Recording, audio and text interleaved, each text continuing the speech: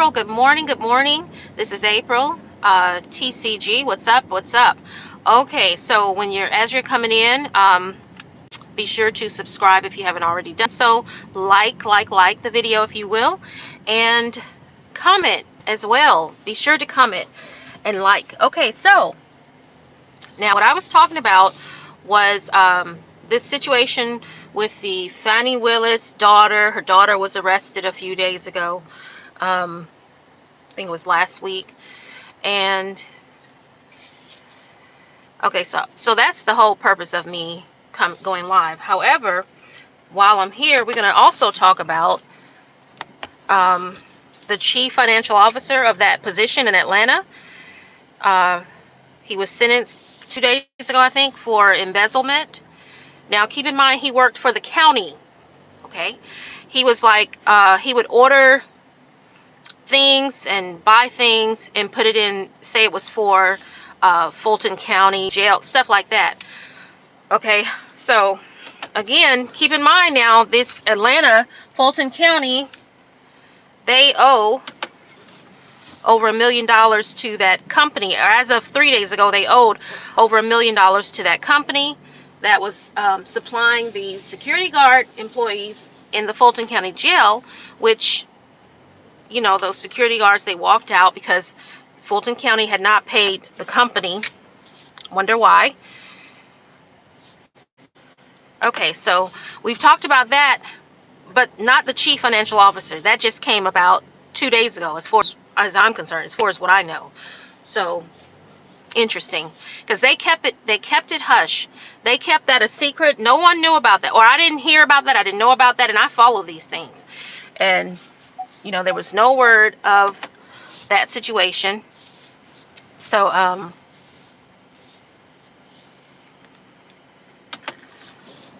yeah, but of course his sentencing the other day, they couldn't keep that hush hush. So yeah, corrupt Georgia again is striking again. Fani Willis striking again. Corrupt Georgia. Fani Willis said her bully self. Now keep in mind, everything on this channel is alleged. Okay? I am not law enforcement, and I am not a legal professional. Okay?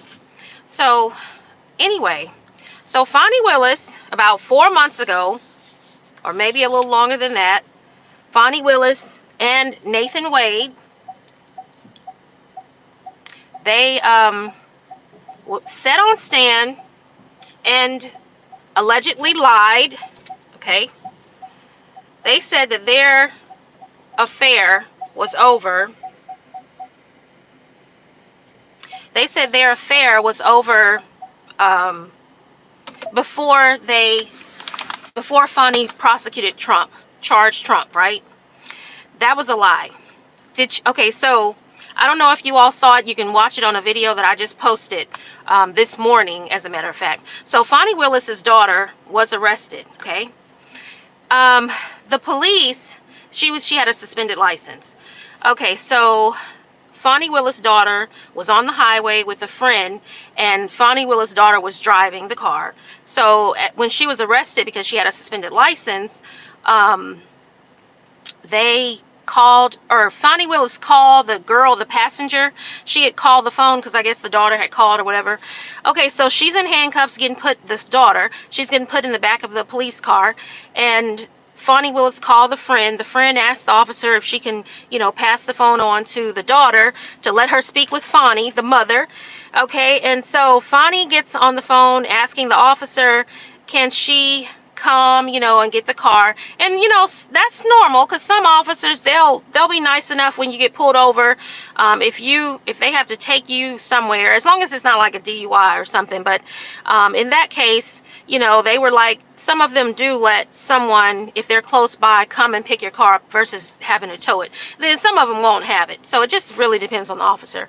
Anyway, they were kind enough to wait for Fani. She said she was close to come there to pick the daughter's car up. So while the officers were waiting, the officer, they were like, okay, I hope she brings someone, because they didn't tell her, you know, bring someone. But of course, you know, you'd be smart enough to bring someone, because how can you drive two cars? Okay. So here comes the car, this Chevrolet pulls up, and the officer said, "All right, funny in a Chevrolet like us," or whatever. Okay, so guess who gets out of the car? Guess who gets out of the car? Okay, so who gets out of the car is Fonnie and Nathan Wade. Not in their business attire, like they were leaving the office. No, t-shirt, regular clothing. Like they were lounging at home, and they got this emergency call that Fonnie's daughter is being arrested, and they just jumped in the car. It's like any other couple, any other dating relationship. You jump in the car with your boyfriend, your man, and you go to the scene if your child is in some kind of situation like that, right? So that's how they looked. And the whole, it's not about, I'm not here to talk about the daughter and she was arrested. I don't care about that. But what I do care about is the fact that Fonnie and Nathan Wade lied on the stand. Okay, they lied on the stand about 4 months ago and said that their affair was over back in the day before they prosecuted Trump. They prosecuted Trump last year. So you see how that they lied. So this is corrupt Georgia, like I said. Hey, what's up, everybody? Welcome to my channel. I'm April TCG. Welcome to my channel. Be sure to subscribe and hit the like button if you will. I would really appreciate it. So I'm just here talking about corrupt Georgia and this stuff that's going on. These what you call law enforcement makers or lawmakers that breaks the law. So here in the state of Georgia, they break the law. They think they're above the law. They try to make the different laws for themselves. Look at what happened yesterday in the courtroom with the YSL trial, Young Thug trial. So yesterday in the courtroom, the DA, who's in charge of the lead prosecutor, DA Love. So look what she did yesterday. She, by the way, in regards to that trial, if you all are familiar with it, Young Thug and all of those YSL guys, they have been entitled, in my opinion, for a mistrial or dismissal of that hearing many times, but it's not been granted, as you can see. So yesterday, DA Love, Miss Love, she comes in and sneaks in front of the jury. She sneaks in some information from 2015 and she tried to trick everybody. I'm assuming the judge. Now, I'm just allegedly saying she tried to trick. I don't know if she did this on purpose or if it was an actual mistake. But she basically read information that would be implicating one of the I think it was Jeffrey Williams, Young Thug, if I'm not mistaken. So anyway, it wasn't information that was supposed to be leaked to the jury. The jury wasn't supposed to hear that information. So yeah, she read off all this stuff that she wasn't supposed to read off. So of course they interrupted. They asked for the defense, Mr. Steele, they asked for a mistrial. It was denied. And then the judge, again, what did she do? She feels like she's correcting the situation by, but she didn't even catch this. Okay. Right. Exactly, Sheba. Exactly. So she didn't even correct. I mean, so she's going through the trial, and she's like, oh, okay, well, I'll just tell the jury to disregard. That's her favorite word, this judge. Disregard. So she's thinking she's, doing the correct thing, but she, can you imagine being a juror in that jury? Can you imagine? Like, I would be so confused. I don't care. Even my notes would be confusing to read. Like, I would be so confused. Like, okay, we got to disregard this, disregard that, disregard this, disregard that, but keep in this part, but leave that out. I would be so confused. Like, this is so absurd.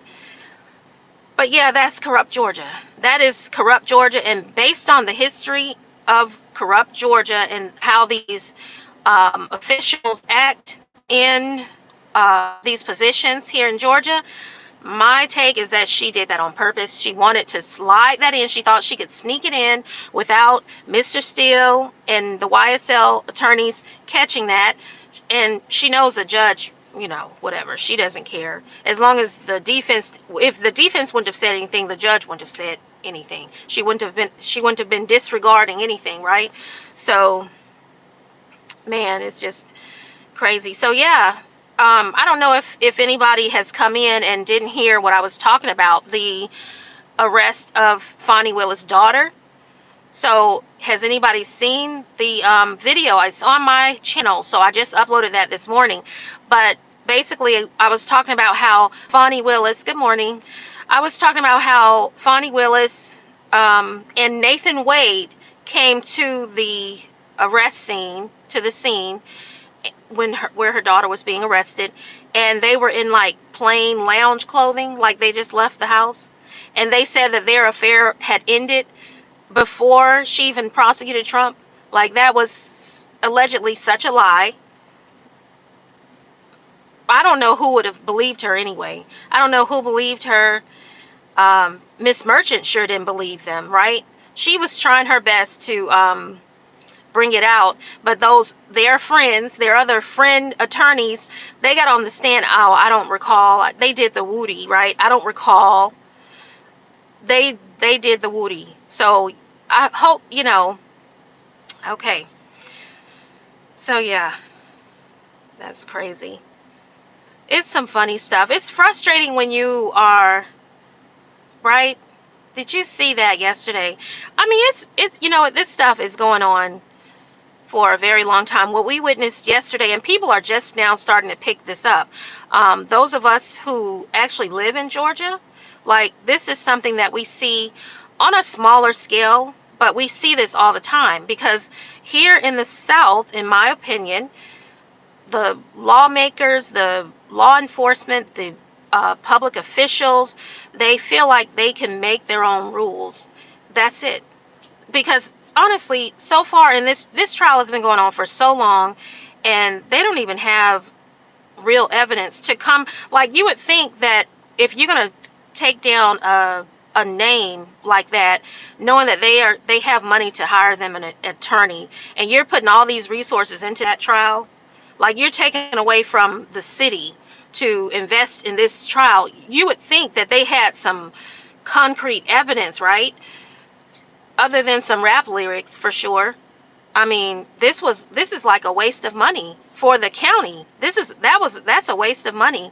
It's no concrete evidence that's come out with the charges of RICO, with the charges of, because remember now, being in a gang is not illegal. Being in a gang is not illegal. It's what you do while in the gang, those acts that people do. So they have no concrete evidence for no RICO, or no, even the unaliving of Donovan Thomas Nutt in 2015. There's no real evidence. I mean, honestly, the only real evidence, the closest evidence they have is not pointing towards Young Thug. And I'm not going to say the person's name that it's pointing to, but it's not Young Thug. So that's a waste of resources. So yeah, we just watching this stuff go on.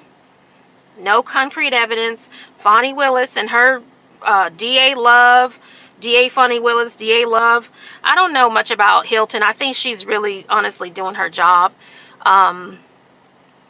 She's just in the wrong place. It's like she's in the wrong place at the wrong time. That's how I see her, because she honestly, I see her looking at stuff that Love does, and it seems like she wants to say something, but she doesn't have that power, to correct the person in charge. You know what I'm saying? That's what it seems like to me. But so yeah, let me get something to drink. So how's everybody doing this morning? Ty, what's up?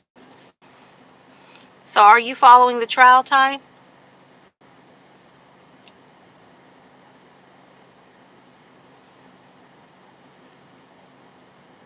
Yeah, I've been trying to go live for a while this morning, but I was in a location where I'm in my garage now, but I was in a location where it was no signal because there's a storm coming through, and so I couldn't get signal.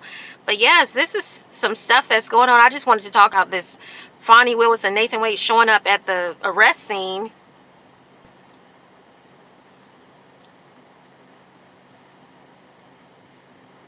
Right.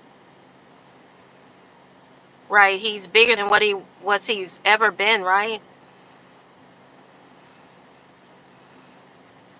Yeah.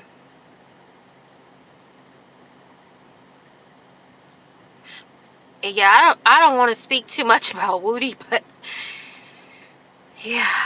Hmm. All I can say to that is you've seen, so I'm assuming, Shaba, you've seen the interrogation tapes. Woody's in there just like it's kind of funny. But he's in there, and I guess it's funny now because at first when I started seeing the interrogation tapes, it wasn't funny. I was like, oh my goodness, this, I was calling him what everyone else is calling him, and I was like, oh my goodness, you rat. I was just like so upset, like, but because of his humor and his funny antics and he am laughing about it. But that boy went in there, and I'm saying boy because he was so young at the time, and is nothing. I'm not attacking him or trying to insult him, but I will insult this. I will say this, regardless if you witnessed whatever he's saying that he witnessed back 2015, regardless if you witnessed that or not, because evidently you were part of it. If that's the case, you should not be throwing, because he was charged with the murder. He was charged with that. Oh my goodness. I didn't even know that. I didn't know they had charged him with that. That's interesting. But they had charged him with that. And now they're trying to, because they said, we want the bigger fish. So they wanted someone with a name, right? But he went in there and was like, okay, I'm not going down for this. I'm going to throw somebody else under the bus. And let me tell you something. I'm not a criminal, but if I were a criminal, those are the people that you don't fool with. Like, if I were a criminal, I'm going to either do something by myself, or it's going to have to be like an OG that does it with me. I'm not doing anything with these little people that are so scary when they get locked up, as you heard them talk about Rice Street. Oh, by the way, do you think they took I don't know. Well, that was in a different county where Fonnie Willis' daughter was arrested. So I'm sure she didn't have to go to Rice Street, right?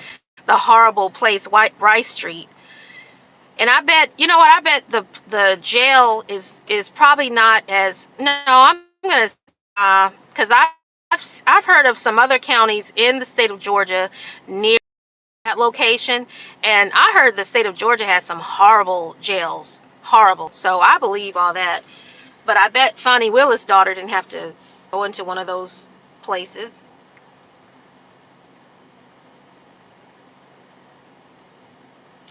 Right. You're right about that. You're all in it. Hmm. Yep. It does. It shows how corrupt they are. Unorganized to the fullest, yes. Thirsty, right, because they don't have any concrete evidence.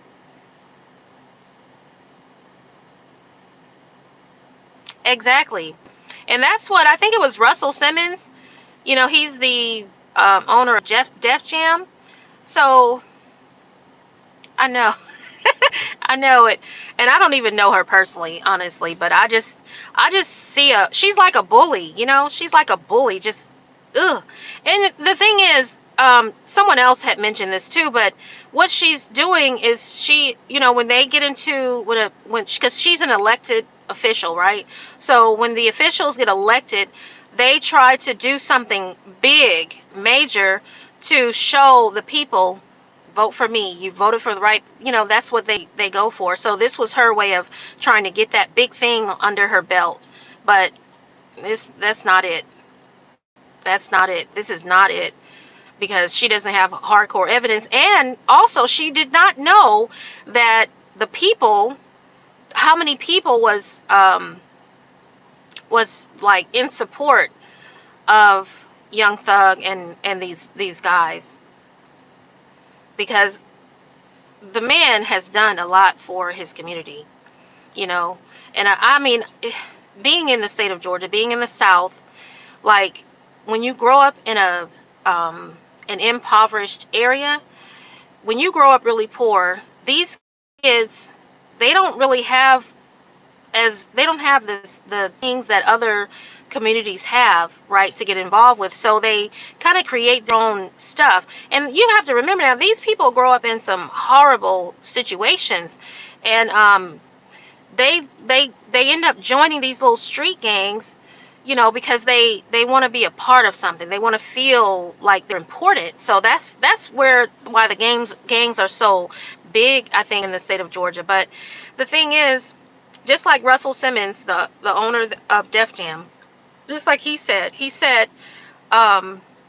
using the lyrics, because that's what she was. If you notice the press conferences when Fonnie first was charging Young Thug, that's all she was talking about were the lyrics. She was like, oh, well, if you're a rapper and you're doing something, then don't say it in your song. She actually said that at a press conference. So she definitely stereotyped and targeted because of lyrics. That is a something that she's using. And the thing is, you cannot, because we have freedom of speech. And like you said, Shaba, if that were the case, we definitely wouldn't have certain music. Certain music would be completely underground. It wouldn't be on mainstream radio, right? Because we have the right, any type of art form that you do, you have the right to express what's in your mind, or, you know, you have the right to express, you have the right to create. Art is a creation, right? So even if you've never lived in that type of environment, you can write about what the heck you want. You know what I'm saying? So that's some bull right there. And that's what it's doing. And I don't think Miss Willis knew or was prepared for the backlash of what this is causing, because it's causing people to really not like her, and I guarantee you she will not be voted for. Her time is up.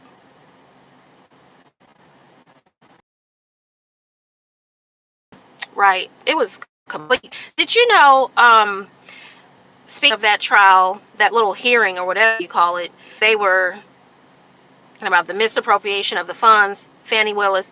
Oh, Trump is going to eat her daughter getting arrested. He's going to eat that up. He's going to eat that up. I'm surprised he didn't know about this before the body cam footage was released. But oh, I lost my thought. It was the misappropriation of funds, the hearing that Fonnie spoke in when she had to not testify, but yeah, she was testifying. But yeah, that was a joke. And the judge that handled that case, I can't think of his name right now, but I did a story on that too. The judge at one time worked under Fannie, worked under her, and I'm calling her Fannie because that's how I know her, Fannie. So, but the judge actually worked under her at one point. That is crazy. What's going on in this corrupt Georgia? How can the judge that worked under somebody at one point have been the determining factor, peace party in that situation? That was crazy right there. And then also, Miss Merchant asked if she knew, not Miss Merchant, yeah, I think it was Miss Merchant. It was either the Georgia commission, one of the Georgia commissioners, or Miss Merchant. Someone asked her if she was aware that having an in-office affair with the official, and then the point is, like, she hired him to be the lead prosecutor, so that means she's over him. Now, I don't care at what type of office you work at, whether it be for the county, whether it be for a private organization, everybody know that it is a conflict of interest when you have the boss, someone over you, and y'all are messing around. Everybody knows that's against the rules. So she act like she said she wasn't aware that that was against the rules. Her having that in-office affair with that man, a married man at that. He was married, allegedly. You know, he was married because his divorce was finalized. But the thing that they tried to do is they tried to pretend like they didn't start seeing each other until after his divorce was finalized, which if you go back and look at that little hearing, the misappropriation of the funds hearing, that is just not the case. Go back and look at the timeline, look at the dates that came out. It's not the case. Just like this situation, they clearly said, right, right. Everybody knows that. So they allegedly just pretty much lied on the stand. But yeah, she's a bully, bully. I called her, I think when I was covering that little hearing, she's like a little bulldog. You know, she got voted into that position, and she just came out, you know, just running like a bulldog, just like, I'm gonna get something, you know. It's ridiculous. Stuff going on. I'm telling you, never try not to get into the legal system, because once you're in this system, they pretty much, if they want you, they're going to get you. And they just create ways of how to get you. So that's just Georgia. Yeah. It's just crazy. So it was even before Fannie Willis. It was before her. This has been going on for a long time, corrupt Georgia. And what's happened is things are just coming to light because of this trial. But this has been going on for a long time. Like the Board of Education, everybody plays a part in, and you know, there's some people that work for these people that not everybody is a bad person. Not everybody is wrong or do things crazy or under the table. You know what I'm saying? But the thing is, if your boss is doing it, you know, who are you to correct them, or who are you to tell on them? You don't want to lose your job. You know, you're getting paid. So, you know, everybody just stays hush and act like it's normal or it's okay. And the only reason that this stuff is coming out is because of the trial, because it's getting, you know, national attention. That's the only reason. But this is just, imagine how many other things that they have done to, you know, how many people that they have prosecuted that are probably in prison, that's not supposed to be there, that are probably innocent. Like, it's just sad that this can just continue. And you see how things work. So the officials, they do these illegal, stupid things, like this situation that Miss Love did yesterday. They do these little sneaky things and they do it in a way they can say, oh, I didn't know. You know what I'm saying? But really, in my opinion, they know.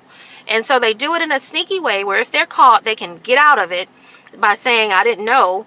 And then the higher up, which in this case was the judge determines how she handles those kind of situations. And all she's doing is just, so if no one punishes someone, like they did that chief financial officer the other day for embezzlement that worked for the county, if they don't like punish them or correct it or fire them or whatever, then it's just going to keep on going. And it's just going to go from Fannie to the next person that's voted in that's going to do this. You know what I'm saying? Because everybody's cheating. It's like you got to cheat to get what you want, because you're not getting it on a fair basis. You know, legally, on a legal basis. You're not able to follow the law like everybody else and get it and win it. You know what I'm saying? You're not able to do that because they really don't have concrete evidence. And those guys have been in jail for a long time. This is ridiculous. This is like some kind of, you know, they said that this is probably one of the longest running trials in the history of Georgia, and one of the most resourceful or expensive, I guess, because I think, yeah, expensive trials as far as the resources that the county is using in the history of Georgia. But I think I probably think it's is like on the top of the list. I mean, I haven't heard of any trial that has, matter of fact, not just Georgia, but all over. This is crazy. This is a long trial. Did you see that Alec Baldwin? I don't know if anybody's familiar. Alec Baldwin, a few years ago, he was shooting for a movie, and it was a scene that he was shooting where he was to get the stunt gun and shoot somebody. Well, the stunt gun ended up having real bullets in it, and he actually did shoot somebody, and the person died. So Alec Baldwin's trial came up, I think, earlier this year, and because of some error on the prosecution, some error that was made, the trial was dismissed 3 days into that trial. 3 days. And he was actually seen shoot, which in that case, it wasn't his fault. But so I agree with that. I don't even see how he was tried, honestly, because he clearly was doing his job. He was acting, and whoever job it was to make sure that that gun was not real, or make sure that that gun did not have real bullets, they should be tried, because they are responsible for that. But yeah, his trial was dismissed 3 days after it started because of an error on the prosecution's part. So it's really up to the judge. And of course, that wasn't in the state of Georgia. All right, take care. Thank you for watching, Sheba. So yeah, it's just crazy. This stuff is getting really crazy. And this is, I don't know how long the video, did I get it right? Okay, good. I was wondering. I was like, oh, good. You have a good day. All right, so, but yeah, I was wondering, like,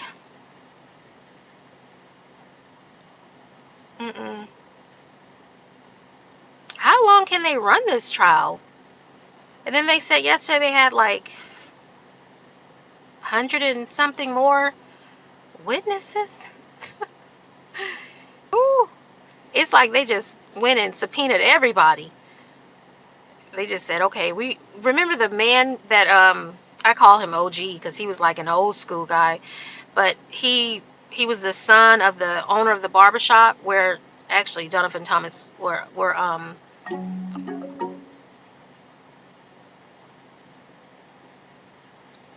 where is it?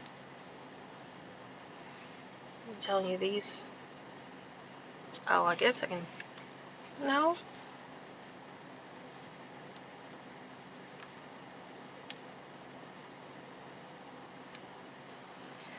I tell you the truth. These cars have so much going on. Alrighty. Yeah, these cars have a lot going on. But yeah, it's crazy.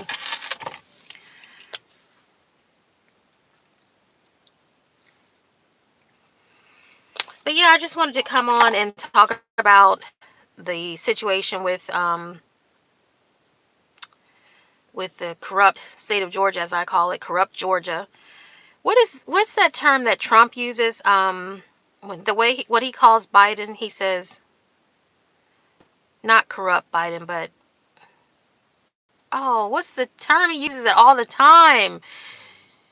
He doesn't say corrupt Biden, but oh my goodness, I can't believe I say it all the time in a joking way, but we need to call Georgia that same name. I'm just gonna keep saying corrupt Georgia for now, but cricket Biden. That's Trump. He's like cricket Biden. That's how we should call Georgia, cricket Georgia, cricket, not crooked, but we should call it just like Trump says, cricket Biden. So cricket Georgia. That's what we're going to call Georgia, cricket Georgia. This stuff is crazy. I'm telling you, I do what I can to make sure that I stay out of the legal system. Honestly, it's best to make sure that you are prepared, have funds set aside for legal representation so that they can handle stuff for you, because you know what? anyway, I'm not going to get into all that. Yeah, I have to watch what I say because I'm starting to like speak on stuff because more things are coming out, and I just feel like the only way to change things, to make change, is to bring the stuff out. Bring the stuff to the forefront. Don't, because if we just ignore what's going on, if we ignore and act like we didn't see Nathan Wade and Fannie Willis pull up to that darn arrest scene for her daughter in like lounge home clothing, if we pretend like we didn't see, then how are things going to change? And it's just not fair for the rest of us who might get into a little something, or whatever, and because someone doesn't like us, or because someone is trying to prove a point to the community or whatever, like, no, you need to try me based on evidence you have, and that's that. And you need to prove it in court, because I'm innocent until proven guilty. These guys are not being treated like they're innocent until proven guilty. These guys are having to prove they're innocent. So they're being treated like guilty until proven innocent. That's what they're being treated like. It's ridiculous. It's crazy. It's really crazy. And something that I don't understand. I don't understand why they were denied bond, as if they're I don't get that. I don't get why they were denied bond, as if they're like serial killers or something, or a flight risk, as far as like having done something or ran from the law in the past or something when they were wanted. I don't get that. So that's pretty crazy there, but we can't do anything about that. The only thing we can do as the taxpayers is we can report this stuff. We have to talk about it. It's really not reporting it, it's really talking about it, because if we don't talk about it, then they're just going to keep doing this stuff. Just like the Board of Education where I live, they actually changed. So, where you live, your home is in a certain school zone, right? So if you have a child that's, say, going from elementary school to middle school, or going from middle school into high school, you're basing that off of, okay, your zone, right? So if you go to the school that you're zoned in, that middle school that you're zoned in, to register your child for the next year, and it's like usually registration takes place a few weeks before school starts, right? So you go to the school that you're zoned in, and come to find out you're not even in that zone anymore of that school. You're in a zone somewhere else. Your home is just so happens to be in a zone now. It's been changed, and you're just finding out a couple of weeks before school starts. You got to make arrangements, whatever arrangements that you have for this child being at this school that you thought you were zoned in, which you've been zoned in since you've been living in that community. And then all of a sudden they change it, and they, without notification. It's okay, they can make changes for whatever reason. Maybe this area was too overcrowded, whatever, but at least notify people so they can prepare as to where they're having to send their children. So you go to the Board of Education, and you want answers, because it's just crazy. You want to see, because the reason, there's in the state of Georgia, there's a House Bill 251. There's a form that you fill out before the school year ends. If you don't want your child to go to a certain school, you can fill out this form to request to have your child sent to a different school. And you would just have to be, if it just so happens, if that different school is out of the school zone of where you live, you just have to be responsible for transportation for your child. So that's your responsibility. So, but because we found out 2 weeks before school that a lot of us parents that we're in a different zone, we didn't have the option to be able to fill the House Bill 251 out. So, we got together and called the Board of Education to see if they can make an exception, and make an exception and let us fill out the House Bill 251 so we can get our children where we were prepared to send them, since we weren't notified, in time enough to prepare. And this lady, because we asked, I'm going to say I, not we. I asked to speak to the superintendent. Okay. Yes, I did. I did not. I was transferred. No one said, oh, he's not available, but we can get your information and have him call you back, or there's someone else that can speak with you. No one said that. They just said, hold on. So I'm thinking the superintendent is about to come on the line, and there's a female. Now, our superintendent is a male. There's a female that comes on the line, and she's like, she's talking, and I'm explaining to her the situation, how we just are finding out that we're in a different school zone 2 weeks before school starts, and that it's too late to fill out the House Bill 251 because it's, past the time frame. So can I fill out the House Bill 251? Can they make an exception and let me do that, since they dropped the ball and didn't notify me, so I can prepare? She said, that's our process, blah, blah, blah. I mean, very short with me, and she disconnected the phone on me. So I called back, and this lady said, I'm thinking she's going to say, I was hoping that she would say something like, oh, the line, we lost connection, or something like that. This lady said, well, I didn't want to go back and forth. That's what she said. I was not screaming. I was not yelling. I was not using profanity. I was not disrespecting her at all. So we were having a dialogue. And just because we disagree on something does not mean that we're going back and forth. It just means that we need to figure out, you need to figure out a way to better explain it. Because the ball is in their court. Like, they're the ones who dropped the ball. So she just needed to explain this to me on why they couldn't make the exception. That's it. Okay, so she, instead of disconnecting the phone call because she probably didn't know. I don't know. So I asked her, I said, I want to speak to your boss.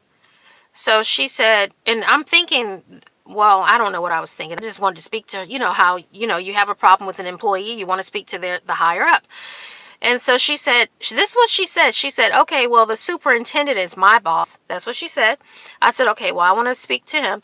Well, he's not available. I'll have to get your information so he can call you back. I was like, okay. So I gave my name and my phone number. She said, what's your child's name?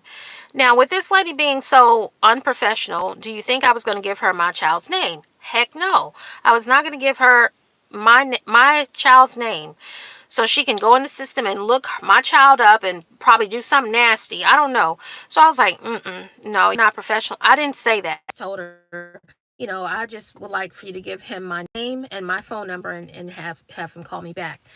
She said, well, this is how we do the thing. La, la, la, la.